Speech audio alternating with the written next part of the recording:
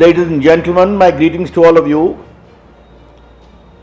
I am very happy that through the Hindu platform, the celebrated newspaper of India, I am getting the privilege to talk to IAS aspirants of the country.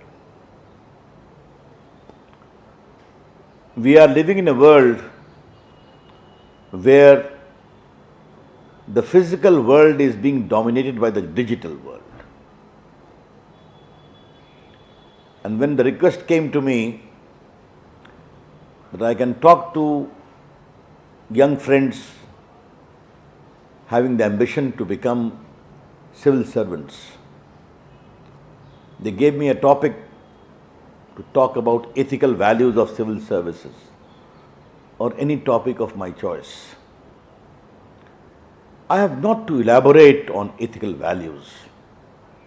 That is what a civil servant must have always if he has to excel as a civil servant.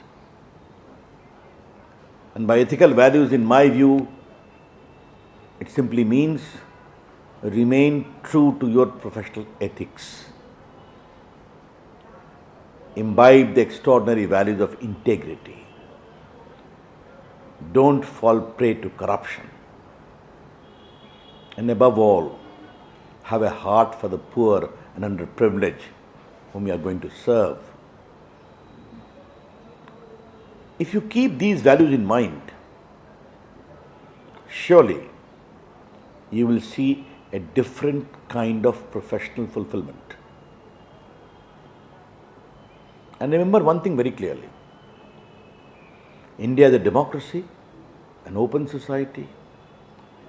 There are a lot of PILs, RTI, and other forums of accountability. Therefore, if as a civil servant you adopt means which are not fair, then at some point in time you will surely have to suffer.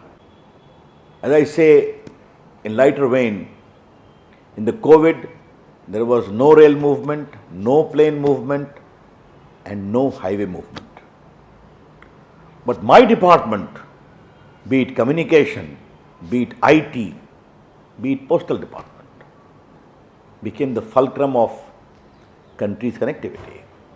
The mobile phone, the landline, the internet, the IT operations. The first thing which arose as a challenge was, how would India's IT sector work? Because the professionals could not go to office. Then we came with the idea of work from home. I liberalized the entire regulatory mechanism. And 85% of Indians worked from home, sitting on the laptop or on the desktop or mobile. And then our Prime Minister said, make it work from anywhere. This became a new model for the global developing world to follow.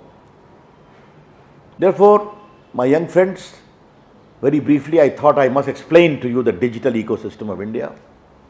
Yes, we are committed to the right of privacy, that's the law of the land, besides the Supreme Court of India. And my view about digital platform is, it has to be safe and secure. We very much appreciate the social media platform empowering ordinary Indians. They ask questions and we need to answer. Why not? But these platforms, which are the finest creations of human mind, including internet, must not be abused by the terrorists, by those who want to wreak violence in the country. And if internet is a global phenomena, it must have linkage with the local ideas, local culture. Because internet is a great cementing force for the world.